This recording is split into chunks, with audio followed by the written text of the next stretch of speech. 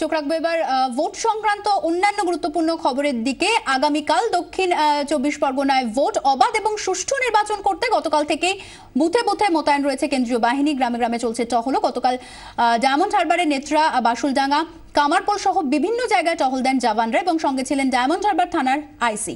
ভোটারদের অভয় দেন তারা। ভাঙড়েও দেখা গেছে একই ছবি, সেখানেও ভোটারদের আশ্বস্ত করতে দেখা গেছে কেন্দ্রীয় বাহিনীকে।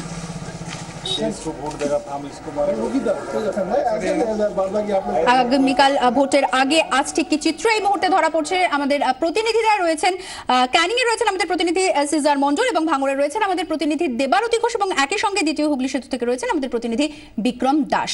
আমি দেবারতী প্রথমে তোমার কাছে জানতে চাইবো, আমরা দেখেছি গতকাল থেকে কেন্দ্রীয় বাহিনী এলাকায় টহল দিচ্ছে এবং কমিশনের তরফ থেকে একাধিক করা পদক্ষেপ করা হয়েছে।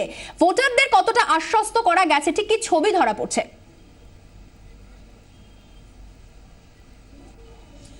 ভাঙড় বিধানসভা অঞ্চলে 276টি বুথ রয়েছে অর্পিতা, এবং যে বুথগুলোর মধ্যে সিংহভাগ বুথই অতি স্পর্শকাতর এবং স্পর্শকাতর হিসেবে ঘোষণা করেছে ইতিমধ্যেই ইলেকশন কমিশন। এবং সেই কারণেই ভাঙড়ের ক্ষেত্রে একটা স্পেশাল নজরদারি, যেটা এখানকার সাধারণ মানুষ তারা বারবারই অভিযোগ জানিয়েছে যে গত লোকসভা নির্বাচনে এবং পঞ্চায়েত নির্বাচনে সুষ্ঠু ভোট গ্রহণ পর্ব, সেই ভোট গ্রহণ পর্ব এখানে হতে পারেনি। এবং সেই কারণেই এবারে ভাঙড়ের প্রতি একটা যে স্পেশাল নজর দেওয়া হয়েছে, সকাল থেকেই সেই চিত্র চোখে পড়ছে যে কলকাতা থেকে ভাঙড়ে ঢোকার যে রাস্তা, সেই রাস্তায় কিন্তু একেবারে সকাল থেকে নাকা চেকিং, সেই নাকা চেকিং শুরু হয়ে গেছে। এছাড়া ভাঙড়ের বিভিন্ন মোড় অঞ্চল, সেই অঞ্চলে নাকা চেকিং চলছে। একই সঙ্গে বিভিন্ন গ্রামে গ্রামে ঢুকে সেখানে কিন্তু ভোটারদের, অর্থাৎ যে সমস্ত গ্রামগুলো বিভিন্ন সময় ভোটের সময় খবরের শিরোনামে উঠে এসেছিল, যেমন কাঠালিয়া অঞ্চল, যেমন ভাঙড় 2 এর বিভিন্ন গ্রাম, সেই সমস্ত জায়গাগুলোতে কিন্তু কেন্দ্রীয় বাহিনী একই সঙ্গে থানার যে পুলিশ অফিসাররা রয়েছেন তারা গিয়ে গিয়ে ভোটারদের তারা অভয় দিচ্ছেন যে তারা আগামীকাল ভোট দিতে পারেন। এবং একই সঙ্গে ফোন নাম্বারও তারা দিচ্ছেন যে কোনো রকম ভোট দানে অসুবিধে হলে সেই জায়গায় তারা ফোন করে কমিশন জানাতে পারবেন বা কেন্দ্রীয় বাহিনীকে জানাতে পারবেন যে তারা ভোট দিতে যেতে পারছেন না। কিন্তু যে চিত্রটা আমরা গত লোকসভা ভোটেও এই ভাঙড় অঞ্চলে দেখেছিলাম, যে সাধারণ মানুষ, তাদের পুলিশ যাচ্ছে, তারা কিছুটা আশ্বস্ত হচ্ছেন, কিন্তু তারপরে তারা যে প্রশ্নটা তাদের দিকে ছুড়ে দিচ্ছেন, সেই প্রশ্নের উত্তর কিন্তু কেন্দ্রীয় বাহিনী থেকে শুরু করে পুলিশ প্রশাসন তাদের কাছে ছিল না। যে ভোট মিটে যাবার পর, ভোট পরবর্তী সন্ত্রাস, অর্থাৎ সন্ধ্যের অন্ধকার নামার পর ভাঙড় জুড়ে যে ছবিটা তৈরি হয়, সেই ছবিটা থেকে কি আদৌ ভাঙড়ের মানুষকে রক্ষা করতে পারবেন ইলেকশন কমিশন বা কেন্দ্রীয় বাহিনী? এই প্রশ্নটা কিন্তু সাধারণ মানুষের মনে এখনো পর্যন্ত কিছুটা রয়ে গিয়েছে। এবং সেই কারণেই আগামীকাল সময়টা আসলেই কিন্তু স্পষ্ট হবে যে আজকে কেন্দ্রীয় বাহিনীর যে এই বার্তা, সেই বার্তাতে আদৌ কতটা ভরসা করলেন এই ভাঙড়ের সাধারণ ভোটাররা। অর্পিতা, দেবরতী আমাদের সঙ্গে থাকো। অর্থাৎ ভাঙড়েও সেই একই ছবি দেখা যাচ্ছে, যেখানে ভোটারদের আশ্বস্ত করতে দেখা যাচ্ছে কেন্দ্রীয় বাহিনীকে, কিন্তু যেরকম প্রতিনিধিও জানালেন যে আগামীকাল সকাল থেকেই সেই ছবিটা আরো স্পষ্ট হবে আদৌ ভোটাররা কতটা আশ্বস্ত হলেন। সরাসরি চলে যাব ক্যানিং এ, রয়েছেন আমাদের প্রতিনিধি সিজার মন্ডল। সিজার, কি ছবি ধরা পড়ছে সেখানে?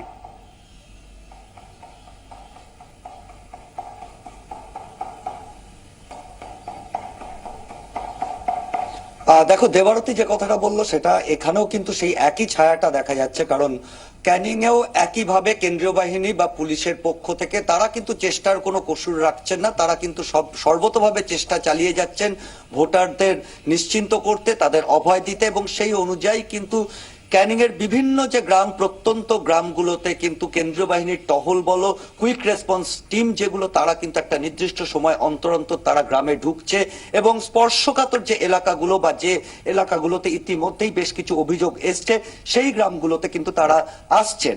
কিন্তু এখানেও কিন্তু একই প্রশ্ন। আমি এরকমই একটি গ্রামে এই মুহূর্তে দাঁড়িয়ে আছি, হরিহরপুর গ্রাম, দুর্গাপুর অঞ্চলের হরিহরপুর গ্রাম, পূর্ব ক্যানিং এর একটি জায়গা। এবং সেই গ্রামে কিন্তু ইতিমধ্যেই যারা বিরোধী ভোটার তারা কিন্তু অভিযোগ করছেন যে স্বয়ং প্রার্থী নিজে আজকে কিন্তু তৃণমূল প্রার্থী নিজে কিন্তু একটা বিশাল দলবল নিয়ে তাই তিনি এসে এখানে বিরোধী ভোটারদের ভয় দেখিয়ে গেছেন।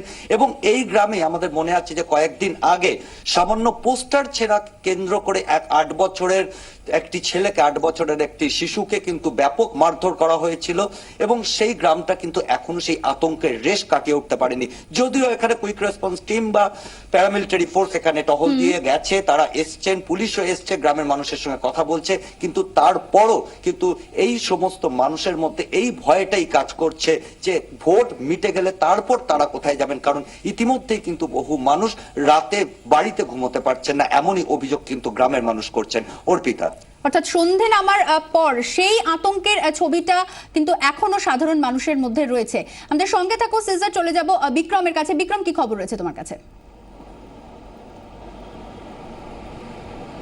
একেবারে আমি এই মুহূর্তে দ্বিতীয় হুগলি সেতু টোল প্লাজায় রয়েছি, অর্থাৎ কলকাতা শহরে ঢোকার অন্যতম টোল প্লাজা, অন্যতম রাস্তা, অন্যতম এন্ট্রি পয়েন্ট, এবং সেখানেই কিন্তু তোমাকে এই মুহূর্তে আমি ছবিটা দেখাবো।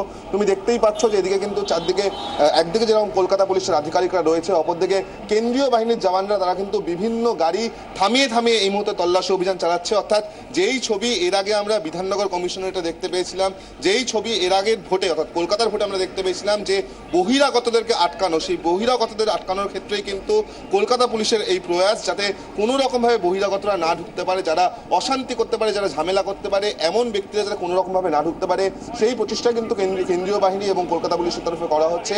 কলকাতা পুলিশ সূত্রে খবর যে আগামীকাল কলকাতার ভোটের জন্য, অর্থাৎ যেই 10 কেন্দ্রে ভোট হবে, সেখানে কিন্তু মোট 109 কোম্পানি কেন্দ্রীয় বাহিনী থাকবে এবং তার সঙ্গে কলকাতা পুলিশের 12,000 কর্মীরা থাকবে। সমস্ত কলকাতা পুলিশের যারা পদস্থ অফিসার, তারাও কিন্তু রাস্তায় থাকবে এবং মূলত যেটা লক্ষ্য হবে যাতে বহিরাগতরা কোনো রকমভাবে অশান্তি না করতে পারে, এবং ইতিমধ্যেই তার জন্য কলকাতা পুলিশের তরফে একটি তালিকা তৈরি করা হয়েছে, যেই তালিকায় তারা নাম রেখেছেন এমন কিছু ব্যক্তির, এমন কিছু দুষ্কৃতীর, যারা কিন্তু বিভিন্ন সময় ভোটে অশান্তি করতে পারে, ভোটে অপ্রীতিকর ঘটনা ঘটাতে পারে, তাদেরকে চিহ্নিত করে, তাদের কিন্তু আইডেন্টিফাই করে তাদেরকে রেস্ট্রিক্ট করা, তারা যাতে কোনো রকমভাবে অ্যাক্টিভ না হতে পারে, সেই প্রচেষ্টা কিন্তু এই মুহূর্তে কলকাতা পুলিশের তরফে করা হচ্ছে।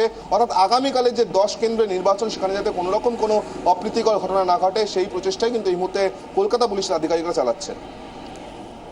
আপাতত ধন্যবাদ বিক্রম তোমাকে। সিজার এবং দেবারতী, তোমাদেরও ধন্যবাদ। রাত পোহালে কাল 6ষ্ঠ দফার ভোট এবং সুষ্ঠু এবং অবাধে এই নির্বাচন সম্পন্ন করার ক্ষেত্রে কমিশনের কাছে নিঃসন্দেহে আগামীকাল একটা বড় চ্যালেঞ্জ।